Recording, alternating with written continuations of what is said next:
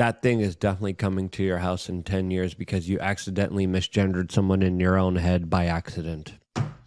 Welcome back, beautiful and amazing human beings. My name's Luke Gradowski here of wearechange.org, and there's a lot of absolutely wild and crazy news to get into today. You know, on the optimistic side, $34 trillion that we're not going to pay back. I mean, we weren't going to pay back $21 trillion either. So, like, we've been in that realm for a while. Do not panic. It's the panic that leads to the crash. Don't buy into that. Also, he talked a lot about civil liberties. We're going to learn a little bit about civil liberties tonight because there's been a lot of challenges to our First Amendment, and especially the press. Once you see the press getting thrown around like rag dolls by the cops, you're like, wait a minute, the press, that's a representative of the people. That's like throwing 10 people down, throwing a guy with the camera down. So we're going to look into those stories. But I wanted to remind you guys of this week's upcoming town hall. This is where Grand Theft World members get together, and it's a two-way call, right? That you get to talk back. There's lots of people who are regulars to the town hall. There's lots of people who are newbies to the town hall. Everybody's welcome. You're welcome to be a wallflower and just listen to an extra night of GTW radio, where it's not just playing clips and commenting. It's talking about real life. There's a variety of topics that get brought up during town halls, and it goes from 7 p.m. Eastern till 10 p.m. Eastern this Tuesday night. And then the following town hall, we have booked a special guest. His name is Jason Dyer. You might have heard of him. He's going to come in, and we're going to throw it around. So become a member at grandtheftworld.com. Get on over to the town hall this week and preserve your civil liberties while you still have some liberty to be civil about with each other. Riding shotgun tonight, we have an Autonomy graduate who is the host of the Rebunked podcast. You might know him because he has guest hosted here before. His name's Scott Armstrong. Scott, thanks for riding and covering my back tonight. How you doing? Hey, what's up, Richard? What's up, everybody? So grateful to be here.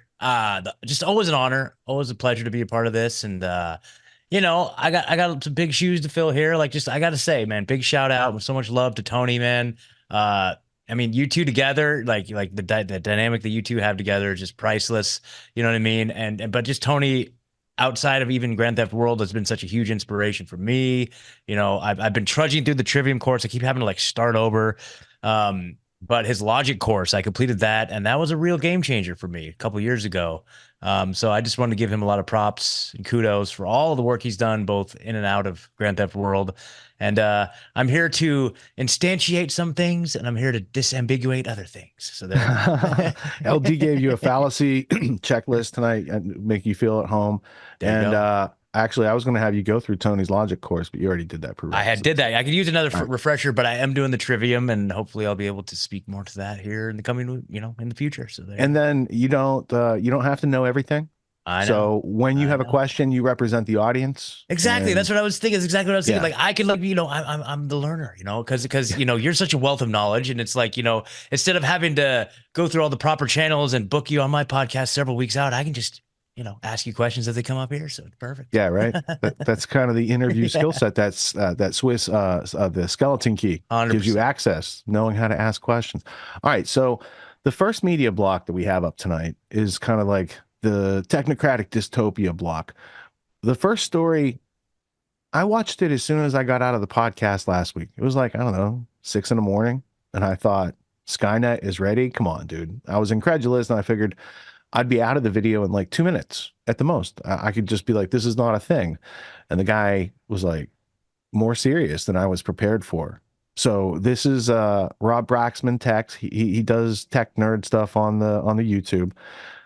And I do think it's applicable given the robot flamethrower dogs, the drones, the use of technology over in Palestine. Like we have the book Palestine Laboratory, where they're developing tech, and then the world becomes Gaza. Like the kids on those campuses this week just started to find out what it feels like to be Palestinian. Like they're like, we'll give you the whole treatment.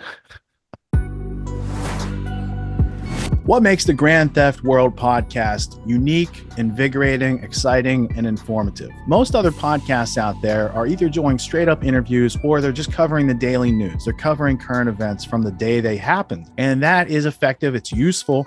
It's a great starting point. And then sometimes these current events change during the week past the first story. So we like to give it a little time. You have to wait till some of the dust settles on these stories in order to give them accurate coverage. And the other thing that's really missing in the media landscape is covering the articles that are coming out every day. That's great. That's necessary. But who's bringing in contextual history so that you can understand what has been going on for decades and decades to lead up to the machinations and actions that we see unfolding today? So what we do here on the podcast is we cover current events. Many of these things are censored, but we wait about a week. As a forensic historian, I focused mainly through my career on the history of globalism and collectivism and things that they call maybe the New World Order.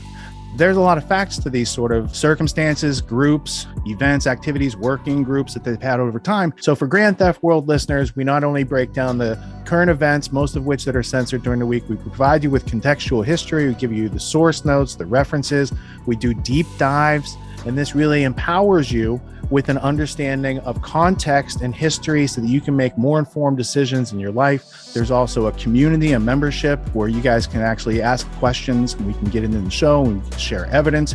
And there's a town hall weekly for Grand Theft World for those who listen to it and are interested in covering the stories that we don't get to during a 6-hour show.